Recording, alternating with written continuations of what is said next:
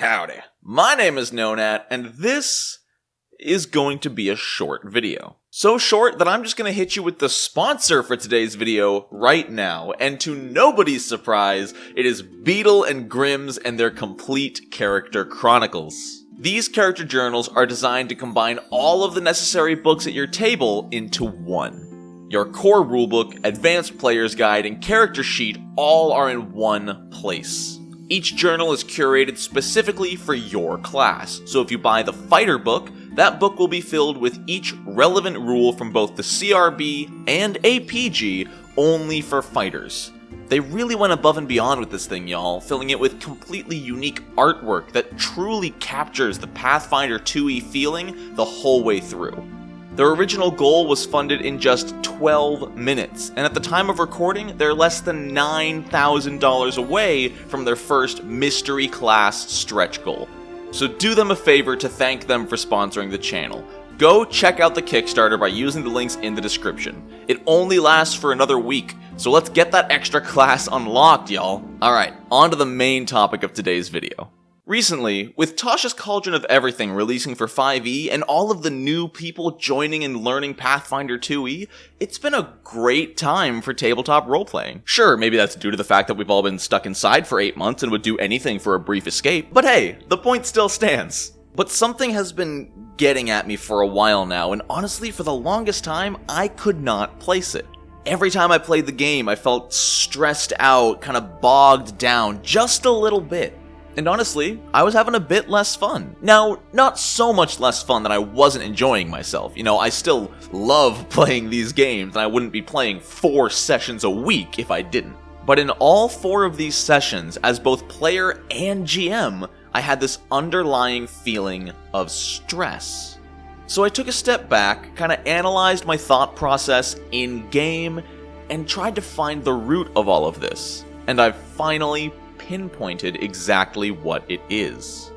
It's the rules.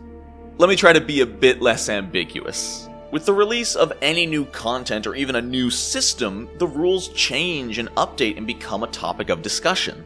That's kind of the point of adding new rules. And the issue I'm having is definitely a personal one. This isn't an issue that affects TTRPGs as a whole, but I can almost guarantee I'm not the only one suffering from this. Especially with Tasha's release changing up so much of D&D 5e's design mentality, rules and balance has been a huge topic of discussion lately. What's balanced? What's poorly designed? What works? What doesn't? Why does it matter? Well, I've been having conversations like these for years now with friends and Discord members. They're happening a lot more frequently now. With all of that, plus, covering rules for a game system for a living, I've been looking very heavily at rules lately, especially since the release of the Pathfinder Advanced Player's Guide back at the end of July. I'm constantly thinking about what builds to play, what are the best magic items, which spells are the most powerful. Due to all of this coming together, I've been stuck in an almost purely mechanical mindset, and I'm sure you've seen that coming through in a lot of my videos, especially my archetype reviews. I'm very quick in those videos to call an archetype trash just because it's not insanely powerful and give you a bunch of advantages in combat. But that's not what tabletop role-playing games are about. Things don't have to be perfectly balanced, or you don't have to play a powerful character. 3 years ago, I DM'd a campaign with 3 of my friends. We played using just the Dungeons & Dragons Rules Cyclopedia from 1991. The book is absolutely tiny by today's standards and had some honestly really poorly designed rules. In fact, tons of things in the book didn't have rulings at all. How do you trip someone? What are the exact rulings on illusions that have physical effects? So we made them up. Even if the actual rules were buried somewhere in the book, rather than go digging, we would just make up our own rules on the spot. That's how it would work, and it just kept the game going in such a fluid way that it was just so enjoyable.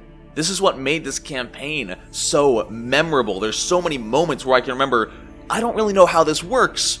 Let's do it this way. And there was no arguing about these rules because we came up with them as a group. Someone, or maybe me, would just be like, okay, how do you guys feel about just doing opposing strength checks, first to 3 successes wins?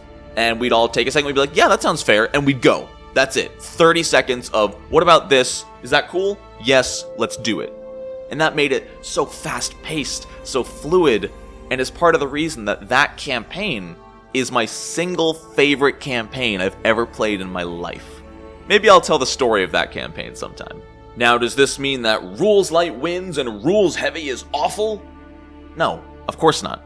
If I didn't love rules heavy games, I wouldn't have covered Pathfinder 2e for the last 6 months of my life. I think I have just been playing too much rules heavy and focusing too much on rules heavy.